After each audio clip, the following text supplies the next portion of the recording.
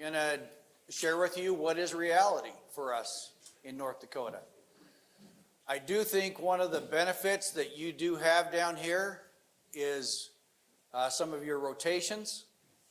I think in North Dakota we may have a few more people doing 2-year rotations. You are definitely going to be better off with 3- and 4-year rotations. And as the previous speaker said in the morning, it does matter what rotation it is. But I'll be talking about how I think corn can help with kochia management because you got a few more options there. But in North Dakota, we rely a lot on the Group 14s. And I'm going to show you some of the challenges that we're facing. So let's talk about, and I know we've talked about wheat, keeping wheat in the rotation. I think that is certainly a good idea from an agronomy standpoint, but from a weed standpoint, that's also good because there's some options that we have in wheat, spring wheat and winter wheat, that can help us keep the kochia down and other weeds. I'm going to first talk about a wheat burn down. I list a few herbicides here: Roundup, Sharpen Aim, Gramoxone, Dicamba. I pose the question to you: what percent of kochia in your state is resistant to Roundup? Anybody want to throw out numbers? Percent? 100?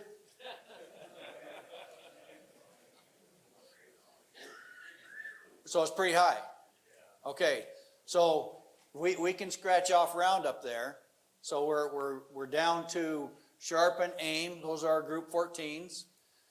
And we can debate or we can discuss the pros and cons of Sharpen and Aim, how effective they are. They're not great by themselves. Gramoxone, obviously there's some challenges with Gramoxone.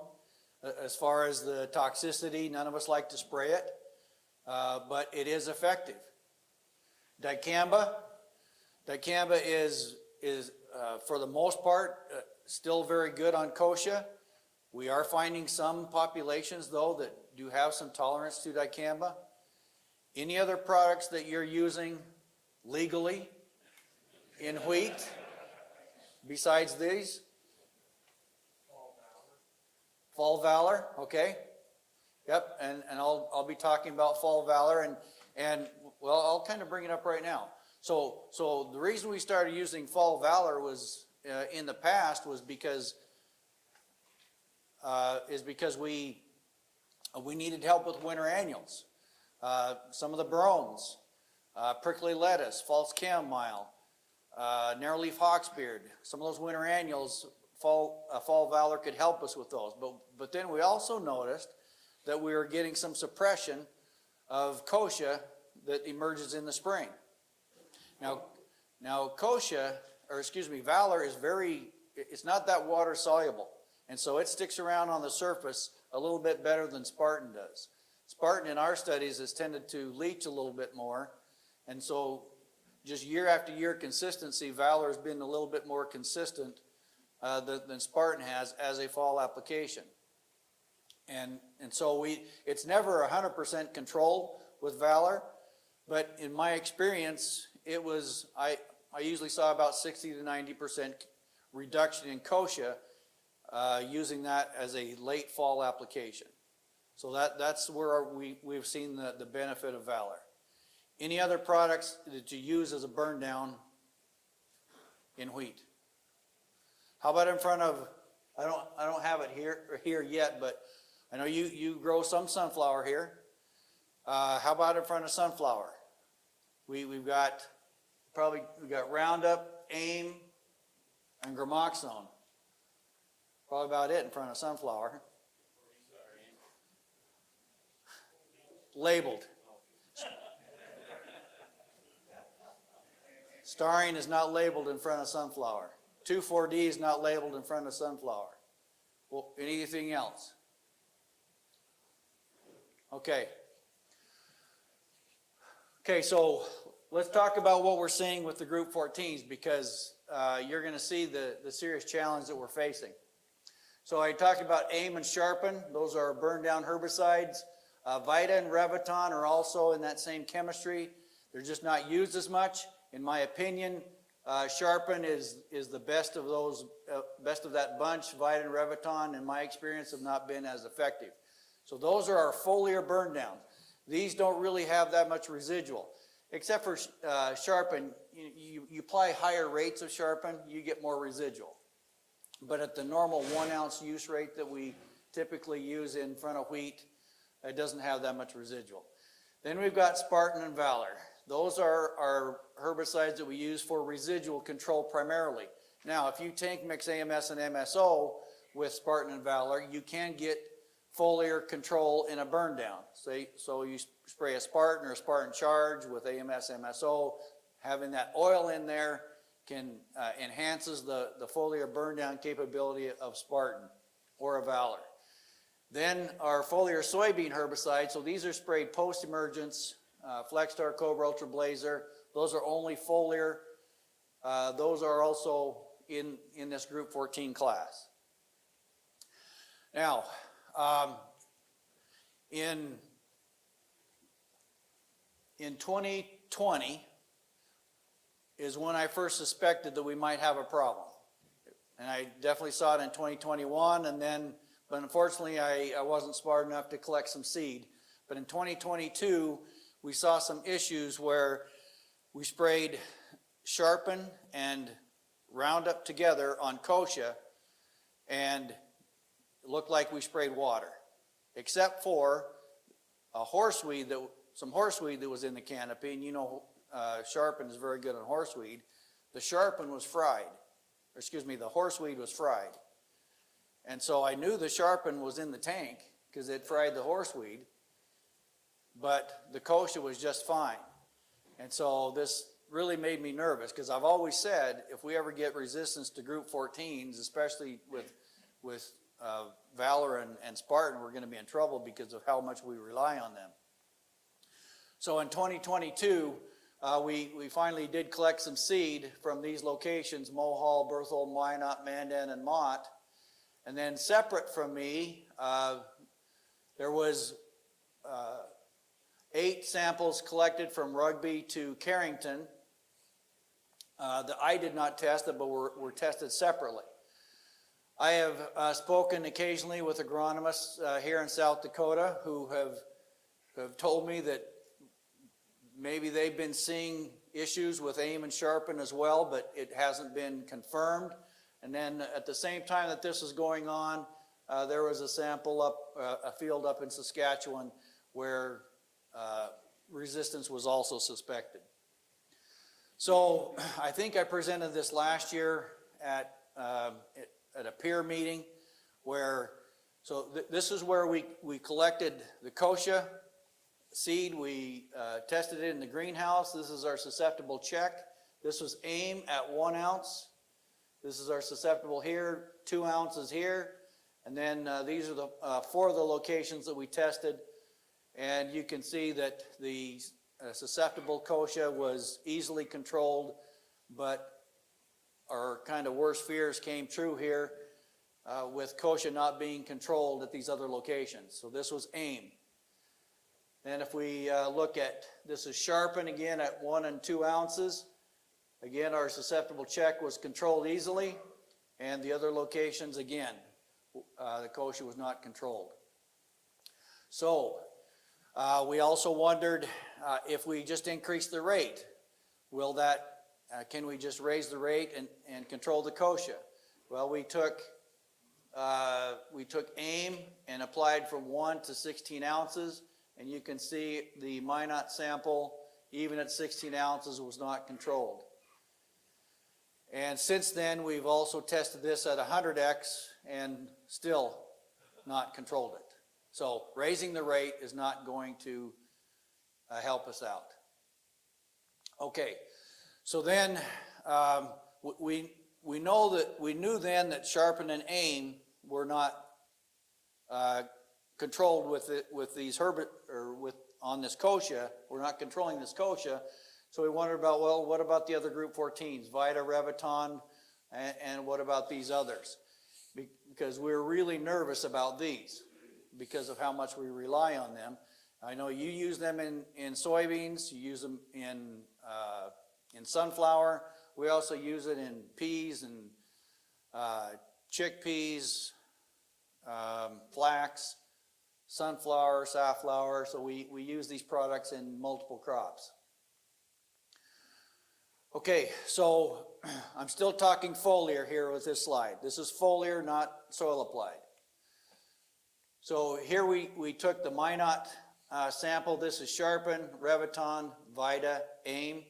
So those foliar burn down herbicides, none of them controlled this kochia. And so, and every population, you know, from every kochia population that we tested was the same, looked like this.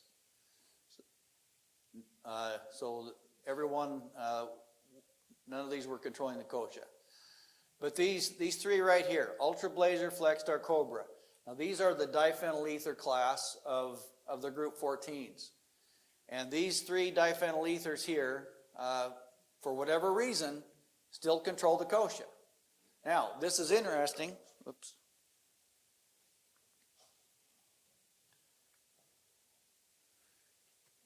Because some of you that may have the unfortunate water hemp or palmer population, in water hemp and palmer they have the opposite, where they've had resistance to Ultra Blazer, Flexstar, and Cobra, but Sharpen still works. So this is the opposite of that weed. Now, foliarly again, Spartan and Valor suppressed the kochia. Spartan suppresses the kochia more than the Valor. If I showed you this picture a little bit later, Valor starts to fall apart and Spartan still has some suppression. Okay, so that was foliarly. Now soil applied. And this is where I was obviously very nervous about this one because of how much we rely on them. So this is our susceptible check. So what we did was we planted the kochia, sprayed the herbicide on the soil surface, watered it in, and this is Spartan at 4 ounces, Spartan at 8 ounces, Valor at 3 ounces, Valor at 6 ounces, and then this is our 4 replications. So again, this is our susceptible check. The kochia was controlled as we would expect in this susceptible population. Now let's look at the Mandan population. Not good.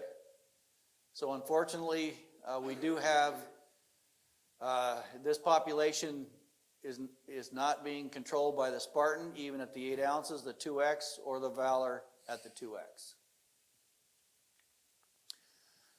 That study was conducted in Fargo by Kirk Howitt. This is the one I did in the greenhouse. So I took each of the populations, Mott, Mandan, Berthold, Minot, 2 different populations from Mulhall, and number 7 is our susceptible check. These numbers correspond to these numbers across the top. So in this column right here, this is our susceptible check with Valor and Spartan, and this is the untreated. So as you would expect with our susceptible check, the kochia is being controlled by the Valor and by the Spartan. But at these locations, Valor is no longer controlling that kochia. Whereas the Spartan is giving us an intermediate level of control.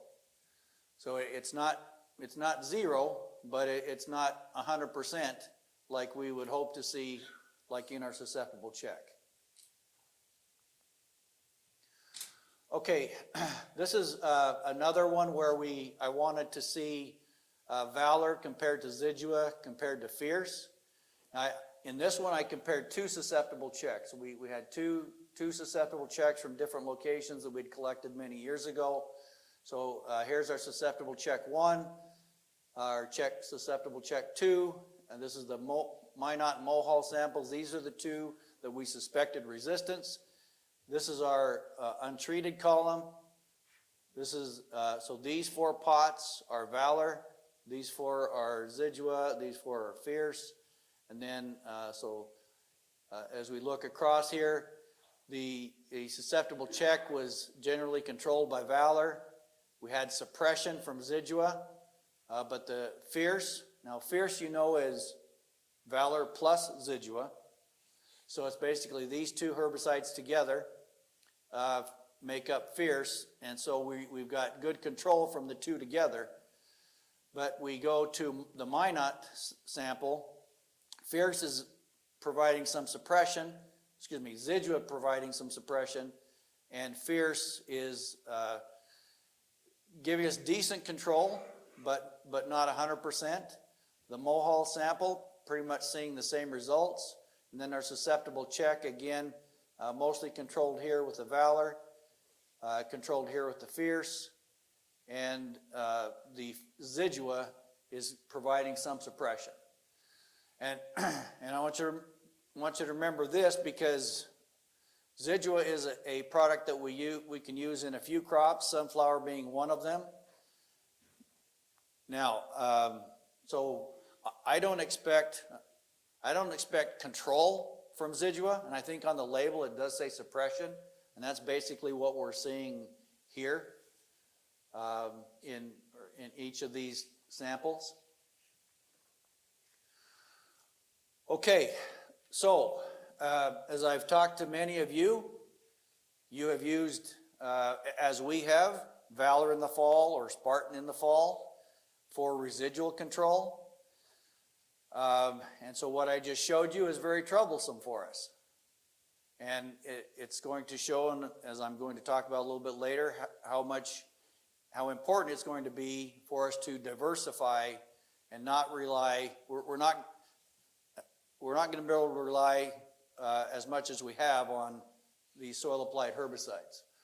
I want to go back to our burn down situation. So these farmers, and right now there's a few, we don't know, there's probably more than what we showed you, more than what we've collected, but I've also talked to many growers this year who said, yeah, my Valor worked just fine for me. My Spartan worked, Aim and Sharpen worked good. So it's not everybody, but we know it's out there. But let's look at, I don't think you grow much canola or flax, dry pea or lentil, so let's focus right here. Sunflower, you do grow sunflower. So in a kochia burn down, and I assume that by the time you plant sunflower, I assume there's some kochia emerged. How do you control that? Well, if glyphosate doesn't work, like you've said, if you happen to be an unlucky grower, like a few that I've showed you, where Spartan Charge and Aim don't work, you're left with gramoxone. Oh, there was one other thing I forgot to tell you.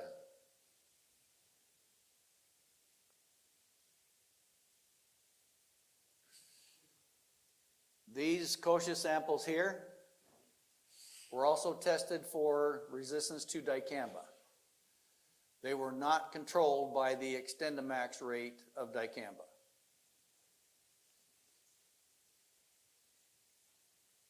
So we've got more issues.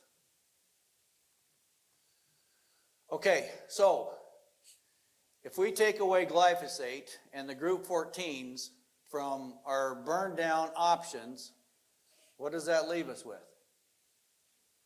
Basically gramoxone. If we take away gramoxone due to choice or cancellation, as we know, none of us like to spray gramoxone, but it is very effective. If we take it away because we don't want to use it, or because EPA takes it away from us, then what are we left with that's labeled for us to use in these crops? Okay, what about small grains, soybean and corn? I've listed a few options here for small grains. There's a few more options for kochia burn down in our major crops. We've got several options here in corn, and for these crops I probably don't have everything labeled, but I've got the major things labeled. So again, if we take away glyphosate in the group 14s, what are we left with? In a burn down situation, Liberty, but for us, we grow a lot of canola. About 80% of our canola is Liberty Link. We also rely on Liberty for post Kochia control in soybean. Are we going to start using Liberty as a burn down? Probably shouldn't. And so the other thing is, in a burn down, especially early in the year, Liberty doesn't work that well in cold, cloudy conditions. Liberty works much better in warm, humid, sunny conditions. But I'm worried about us burning out Liberty.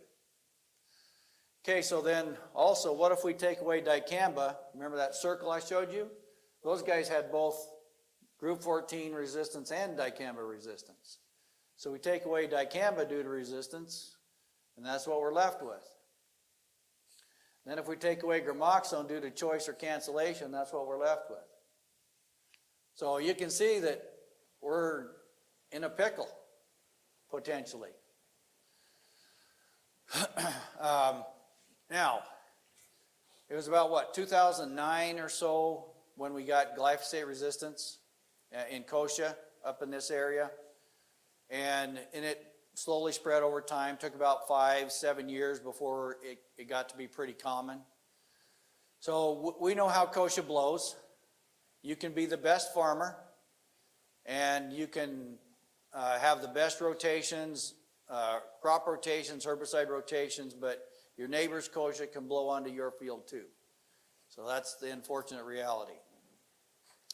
Right now, in order to test this Kochia for resistance, we had to collect the seed, grow it in the greenhouse, spray it, and obviously take a couple months to get the work done.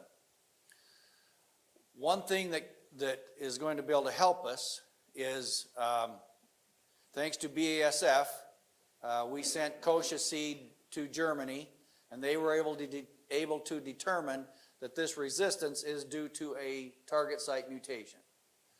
And so with that knowledge, our National Agricultural Genotyping Center, more specifically this guy, Zach Bateson, is developing a rapid test so that we can just take a couple of leaves, throw it in an envelope, send it to him, and he can tell us if the Kochia has that mutation or not. So he's expecting to have this test done by April or May, so that you don't have to wait till next fall to collect your Kochia seed and test it and see if you've got resistance. So hopefully, even this spring, you got Kochia that emerges, it isn't controlled, you could take those leaves, send it to him, and within a couple of weeks, he could tell you if it's group 14 resistant or not. In that test, he will also tell you if it's glyphosate resistant, which we probably all assume that most of our Kochia is glyphosate resistant. Okay, how are we going to proceed then? And I pray that you guys don't get this Kochia, but do I think you probably have it? I think it's likely, and maybe you just don't know it, but maybe your good rotations is help hiding the fact that maybe you've got it. That's what I hope, and will help you control it, but hopefully this news will help you monitor for it a little bit more closely. So I say this group 14 resistance is not everywhere, but we've got to start looking for it. Use different burn down products where possible. We can't rely solely on the group 14s or Roundup. We may have to go the gramoxone route. Use dicamba where appropriate, and unfortunately that's not very many places. We've only got a couple of crops where we can use that. Most importantly, you should go out about 7 days after application and make sure that Kochia is dying. With Sharpen and Aim, you should have dead plants after 7 days. And if you see poor control, pick some leaves, send them in for testing. This isn't a North Dakota business. This is a National Agricultural Genotyping Center. Metribuzin. You really should be using metribuzin. I've talked to a few of you. I think a lot of you are using metribuzin. I'm still trying to get a lot of our growers in North Dakota to use it more. We have to be more careful using it with peas and lentils, but in soybeans, seeing injury to soybeans from metribuzin has been rare. Has anybody ever seen injury with metribuzin on soybeans? Nobody. That's usually the response I get. And so our growers are maybe a little bit more sensitive because we can see injury to peas and lentils. We do have some good options in corn and wheat. And so I know you do grow a lot of corn here, you grow wheat here. Those are probably our best two crops that give us the best options for controlling this kochia. So I hope you'll keep those two crops in your rotations. I'm hoping that we can get a little bit more corn in our area because we do have more options there. I'm going to harp and harp and harp about spraying small kochia. And what I mean by small kochia is 3 inches or less. Winter wheat. You guys can grow winter wheat better than we can. And I was at a meeting earlier this week, and I'm going to have to get his slide, but Charles Geddes, who was visiting from Canada, showed a slide where in their rotation, where they included winter wheat in the rotation, they were able to significantly reduce the kochia population. I can't remember off the top of my head how much it was, how much he said it reduced the population, but it did reduce it significantly over a spring wheat.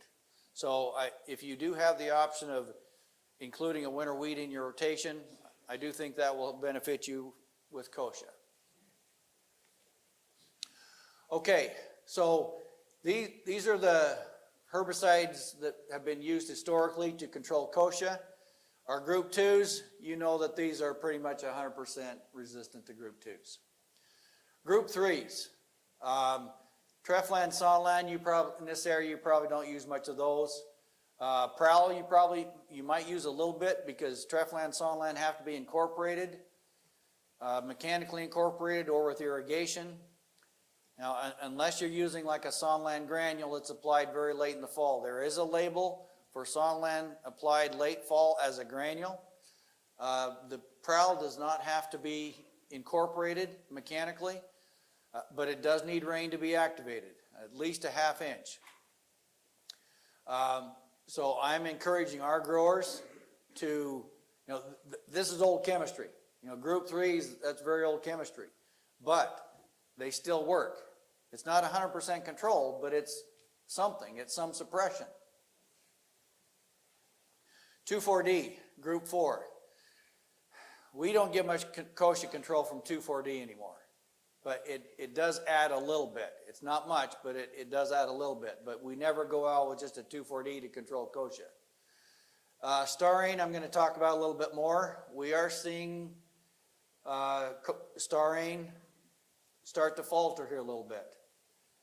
Dicamba, the same, but I think there's some other uses we can do with starine. I'm going to show you some data. You guys grow a lot of corn. I assume you're using atrazine. Yes? Yeah. Okay. Atrazine in corn, I'll show you a couple of slides here. Atrazine when tank mixed with the group 27. I don't have group 27 on here. Atrazine combined with a group 27, definite synergism there, and so it works very good on kochia. Metribuzin, I talked about that. I'll talk about that a little bit more. Basagran, group 6. I doubt there's anybody in the room here that's going to say, oh yeah, I use Basagran for my kochia. But if you are desperate, I will tell you because I've done it. I sprayed 1 inch kochia with a pint of Basagran. Then I come back a week later, spray another pint of Basagran. I get 90% control. Bromoxynil. We really rely on bromoxynil for kochia control. Generally not by itself. And I hesitate to use bromoxynil by itself usually always want it in a tank mix with a partner. Tough is, I think that's now labeled in corn. And then Roundup, we don't really rely on Roundup much anymore. Liberty, definitely good on kochia, but you got to have warm, sunny, humid conditions and small kochia, 3-inch kochia max. Zidua, I talked about that, probably get some suppression from Zidua. Gramoxone in a burn down works very well, especially in warmer conditions. Now, Gramoxone may not work when it's 45 degrees. You know, the last week of April, first week of May, it can get pretty chilly. So, but when it's warmer, Gramoxone works very well. Question is, how well is Liberty working? My experience, Liberty works very well under a couple of conditions. I mentioned the warm, sunny, humid conditions, small kochia. Also, if you have a high population, high density, you know, those kochia mats, Liberty's not going to work as well because it's got, it's more of a contact type herbicide. But then also the other challenge we run into is droplet size. If we're using our droplet size that we use for dicamba soybeans with Liberty, that's too big. We've got to use more of a medium-sized droplet for Liberty. Also, one thing that doesn't get talked about a lot, I think, is sprayer speed. I know some applicators are going over 20 miles an hour. I think we've got to reduce that to be slower and so that we can get better coverage. Water volume. We've got to have water volume up. A lot of our growers like to spray 5-7 gallons. That's not enough for Liberty. We really need to be up to 15 gallons with Liberty. So those are some of the things where I generally we can get very good control under those conditions. Now, have I had Liberty fail? Yes.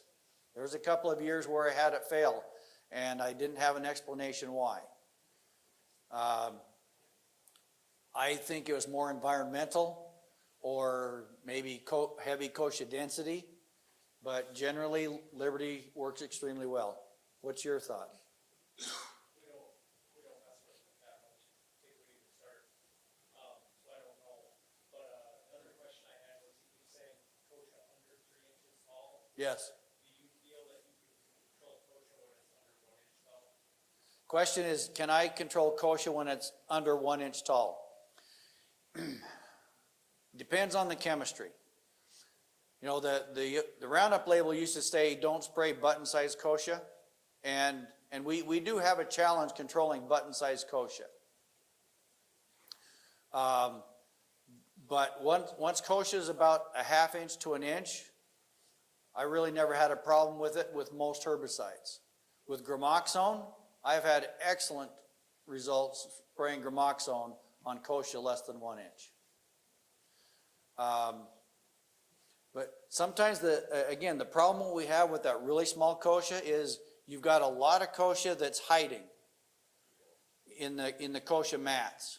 And so not every plant gets a full dose like it should. I think that plays a part into it. But yes, so I think that's in part what contributes to the lack of control of those small plants, plus the hairiness of it. Until those leaves are unfurled, it's really hard to get the herbicide into the leaf, into the plant.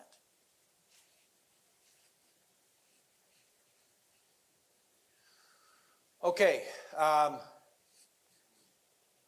here we sprayed Balance, Harness, and Atrazine, and those of you who have used these know that this is a very expensive treatment, but you wouldn't have to go this high of a rate to get this level of control. But this is a pre only. There is no post application applied here. Now, my next slide, don't laugh at the corn. This was a drought. Please just look at the kochia. Okay, about 2017, we hit a drought, and you can see our corn didn't do much at all.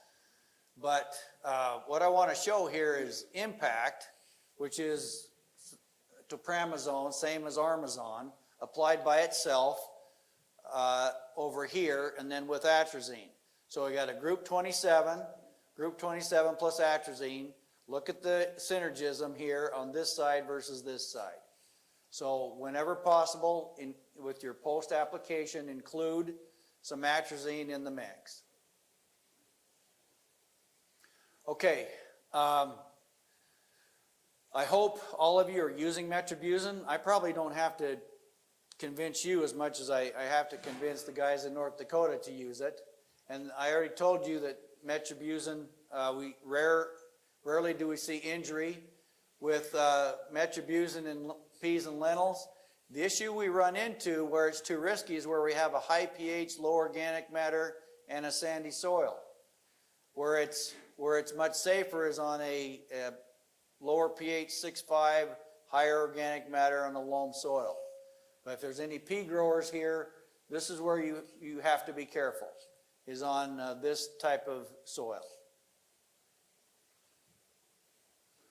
Okay, since you guys, well, I'm gonna just go through this quick, just because if we do start to see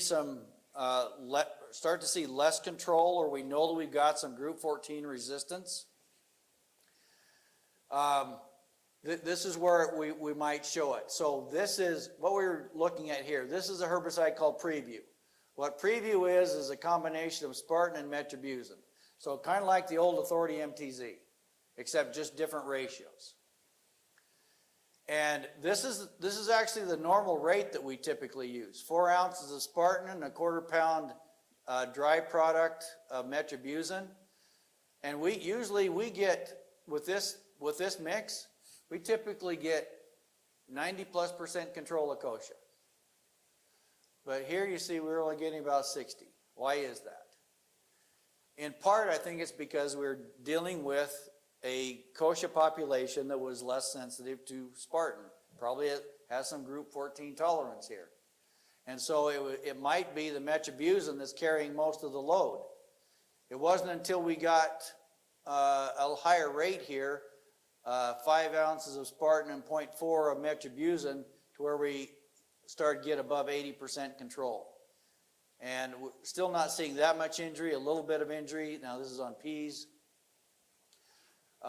So I just point this out, that if you're using, say, Spartan Charge, and you're starting to see a little bit less control, maybe you need to send some kochia samples in for testing. Okay. Spring, I wanted to look at some spring weed burn down options. This is glyphosate Spartan Charge. This is kochia applied. Average kochia was average 3 inches. 1 to 4 was the range. Sprayed May 30th. This is during very warm conditions. We were in the 90s when this was sprayed. So glyphosate plus Spartan Charge. This used to be the cat's meow for a burn down. But as you can see, it isn't anymore. So this kind of reflects what we were seeing in those first slides I showed you in the greenhouse pots, where we're seeing suppression from the Spartan. And so that's all the control that we were able to get there. Now, Liberty, how did the Liberty work? Excellent. 90 degrees, kochia worked great, even on this 3-inch kochia. I included Reglone in here because I wanted to see how Reglone, which is Diquat, how it compared to Gramoxone. Decent control, but not great. And here's Gramoxone 99, Reglone 84, 83. So if we are ever to lose Gramoxone, could we get Reglone labeled? Well, what this is showing us is we're not going to expect as much control out of Reglone as we get from Gramoxone. I included Elevore and Pixaro here. I actually did this for sunflower because I wanted to see if there was going to be any injury on sunflower. Also, Elevore and Pixaro contain haloxifin, which is very good on horseweed. And this gives you a preview into what's happening with, okay, Pixaro is haloxifin plus styrene. And you can see only 73% control with Pixaro. And that's because we're starting to see Kochia is not as sensitive to styrene as it used to be. Okay, look at these 4 bars here. 1, 2, 3, 4. Average about 70% control right there, whereas these others are right around 90. I purposely didn't put the herbicides on here. The 4 that are lower are products that contain only styrene, like a wide match and others that contain only styrene. This shows you that we're not getting 90% control anymore with our styrene products. We're only getting about 70. I typically say 60 to 80 now. At the meeting we had the other day, one of my colleagues from Hettinger presented separate data, but his results were exactly like this, right around that 70% control range with styrene. Whereas this product right here had styrene, but it also had bromoxynil with it. These others over here all contain styrene plus bromoxynil or another mode of action like a Husky FX.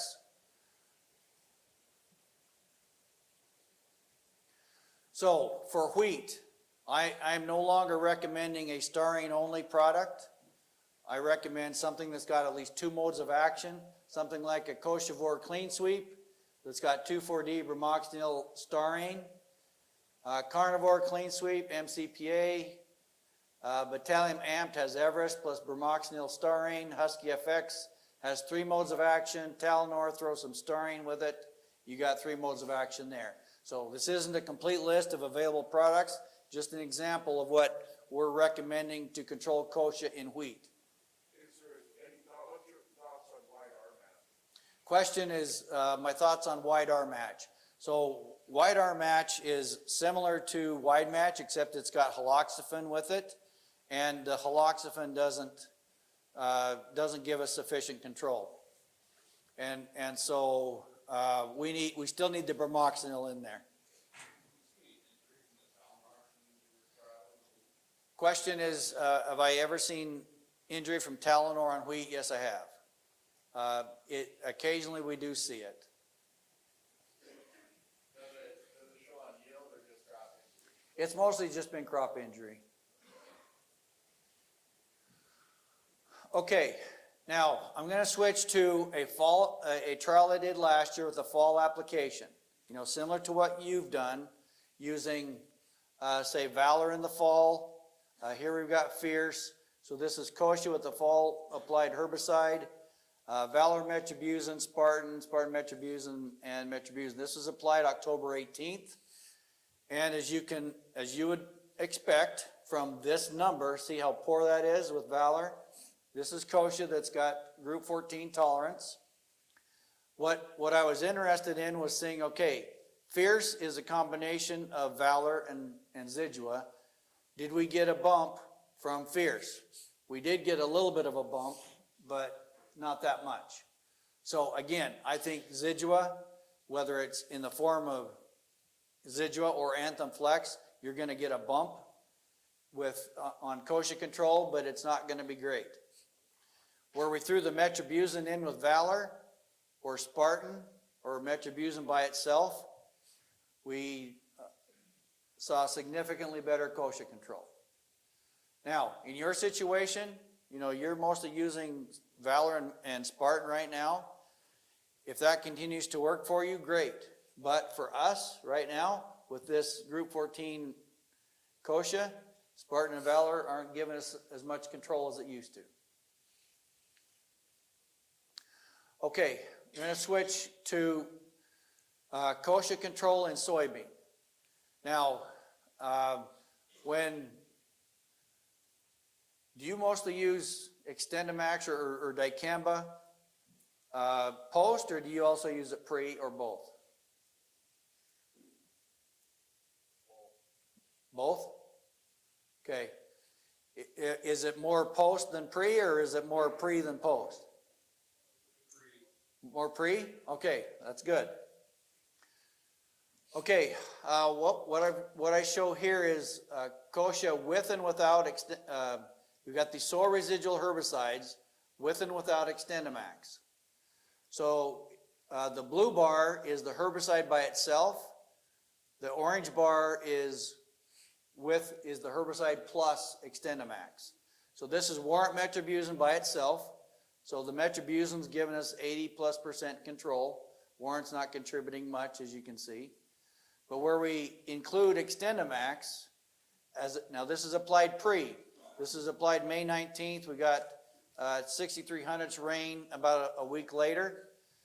So we're getting significantly better control on the kochia from the Extendamax than we are with these soil-applied herbicides by themselves from Warrant, Fierce, or Valor. Authority MTZ looks very good. But this is what we typically expect from Authority MTZ. Spartan and metribuzin together have always been one of our best treatments. But even Extendamax by itself, we're seeing excellent kochia control. So this higher rate of dicamba pre in soybean, I think gives us a very good control that we should be taking advantage of and not relying solely on the post application. Now, okay, this is the study I did at Minot. The next slide I'm going to show you is the same study that Joe Eichley did in Fargo. But again, notice the trend here of the blue bars. Now, he did not get as good a control, overall kochia control as I did, but the trend was the same. Very little control with the individual herbicides by themselves. Again, Authority MTZ was better, but still overall better control, including Extendamax in the pre. This is lamb's quarters instead of kochia. We see the same trend. Not that great a control of lamb's quarters with Warrant, Fierce, or Valor, but throw in the Extendamax, the orange bars, excellent control across the board. Now the next slide I'm going to show you is something that I haven't seen before or to this extent. When you apply dicamba prior to wheat, what does the label recommend you do? Spray dicamba prior to wheat, you do what? You got to wait a few days, right? Because there could be some injury to the wheat. So there's potential grass activity from the dicamba. This is yellow foxtail. This is Warrant metribuzin by itself, Warrant, Fierce, Valor, Authority MTZ. Not much grass activity from those products. I would have expected a little bit better than this from Fierce. But we had the dicamba in there, and we significantly increased the even the yellow foxtail control. And I had to walk this a few times each rep to make sure that I wasn't just seeing things, but this was very consistent across reps.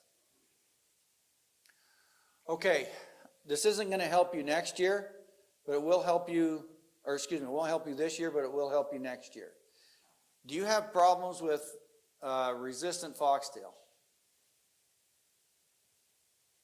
Nobody? Man, we got it all in North Dakota. Holy crap. Any? In wheat you do? Yes. Okay. So you have a challenge with, say maybe your Puma axial not working? Yes. Okay. This is going to help you.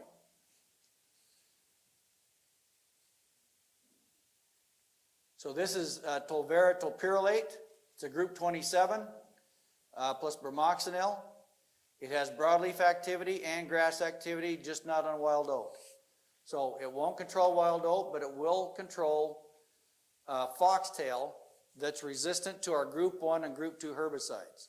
So if you've got resistance with green foxtail, with Puma, Axial, Discover, Everest, Gold Sky, Varro, this will control those species. And it's this group 27 that's providing the control. So this is going to be new to wheat. Now going back to kochia, this is where I'm going to emphasize kochia size. Look at the level of control we got on 6-inch kochia, 77 to 82. 1 to 4-inch kochia, 91 to 92. 1 to 2-inch kochia, 99% control. So the smaller the kochia, the better control we're getting. Even on green foxtail, 80 to 92% control. This 80, the kochia was about 5 inches tall. The 92, kochia was more like 2 to 3 inches tall. Another herbicide that will help you next year in wheat, but not this year because it's not quite going to get labeled. This is dichlorprop, which is, if you look at the chemical molecules, they're exactly the same, except for this methyl group right here. But this product will control kochia that 2,4-D won't. This will be known as Maestro EXT. It is a combination of dichlorprop and bromoxynil. And part of the reason why I show this is to let you know that it's coming, but also because I want to show you the data where we sprayed different size of kochia and the level of control that we were able to achieve. So in 2020, we sprayed kochia that was 7 inches tall, 53% control with the low rate, 83% control with the high rate with Maestro EXT, the two together. Dichlorprop by itself, only 67. Bromoxynil by itself, 57 on 7-inch kochia. We spray smaller kochia, 89 to 97. 6-inch kochia goes back down, 61 to 85. 1-inch kochia, 99. 6-inch kochia, 77 to 89. And 3-inch kochia, 93 to 97. So this is again why I say target 3-inch kochia, just about no matter what product it is, 3-inch or less. And we expect similar control. Tolvera, that's Corteva, and the Maestro EXT is New Farm. But they're not available yet, you're saying? No, they're not quite good. They might make registration, but just not in time for use this year. Okay, let me answer any kochia questions. How much time do I have? We're past, but keep going. Okay. Kochia questions.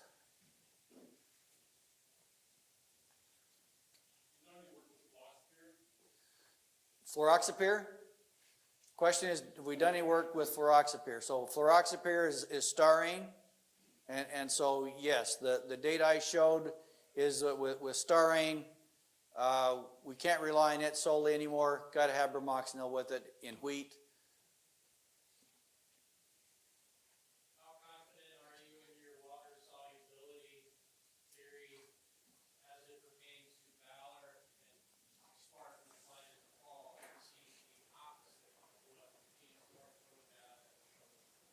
Okay, so the question is water solubility of Valor and Spartan, and the results that we're seeing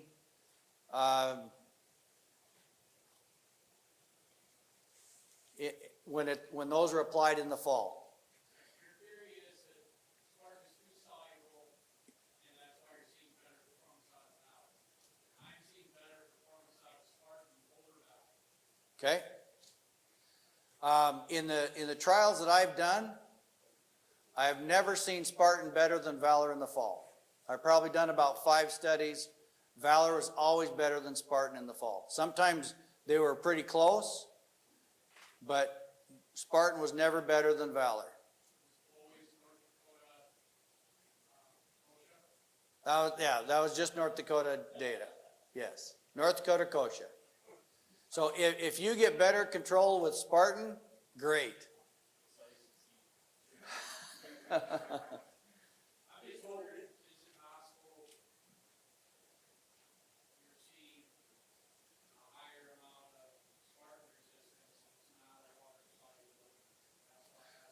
Well, most of these studies were done probably 10 years ago, before we had the group 14 resistance. Yep. Now, that's my explanation. You know, in the spring, head to head, Spartan versus Valor. Spartan is always better than Valor in the spring. So why in my trials has Valor been better in the fall? The water solubility is my only explanation as to why. Are there other examples of water solubility changing fall like performances on other fall like residual chemistry? Can we cross that theory over to other chemistries? Okay, some of the other chemistries that we typically have used in the fall, Prowl, Sonlan. Sencor is a big one, yes. It's very water soluble.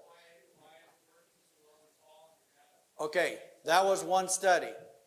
In my previous studies, this was the first time that metribuzin worked that well in the fall. In my other studies, metribuzin didn't work very well at all. In fact, it was like 30 to 50% control. What I suspect maybe is this last fall we hardly had any snow. Or this last winter we hardly had any snow. And maybe that metribuzin just didn't move. Now, the other product that we're starting to now use in the fall is Zidua. You know that Zidua is not very water soluble at all. And so that one could, or I don't have time to show you the data, but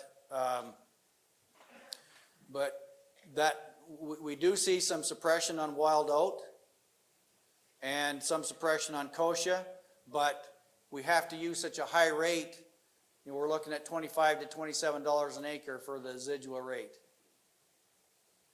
So that's one again where I think it's more likely to work as a fall application because it isn't water soluble.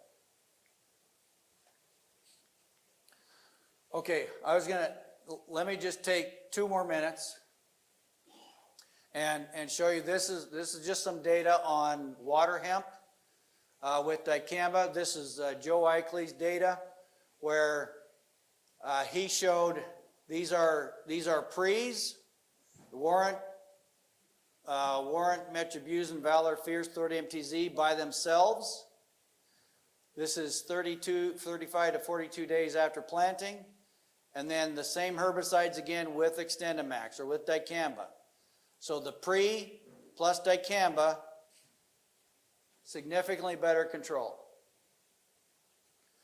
Okay, now he then this probably took him a while, he collected all of his data from 2019 to 2023, post applications on water hemp, 510 observations with glufosinate or Liberty, 2,4-D, Enlist 1, Liberty plus 2,4-D, or dicamba as Ingenia or Extendamax. So this is post only. So this was kind of the average here where you see the X. So box and whisker plots here. This is Liberty, 2,4-D. So Enlist, Liberty plus Enlist, and then dicamba alone. So post-emergence only, this is the level of control he was getting over these several years. So the best treatment here was glufosinate plus 2,4-D. Dicamba, this one surprised me. I thought that one would be better control on water hemp. But now I'm going to show you where he has a pre followed by the post. This is post only. Where he's got the pre followed by the post, and he just took all pre's. Didn't matter what pre's, he just had a pre followed by the post, and look how much better the control is. You're right around 90+% control with all the treatments. So I'm gonna stop there. Did you mention all real quick, or you got it under control there as Question is, best product for Palmer. I have not done any research with Palmer.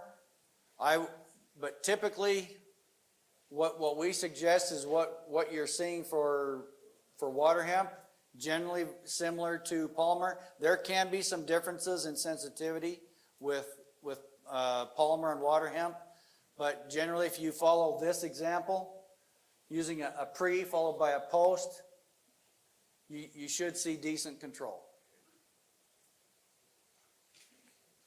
Mine's off label, but what if you apply metribuzin 30 days before planting flowers, a few weeks there, or immediately? Question is metribuzin prior to sunflowers. That's actually one of the things that I've been wondering myself. I've actually got some data on it. I think there's less injury than we would expect. I think it's worth looking into. All right, sorry it took up too much time.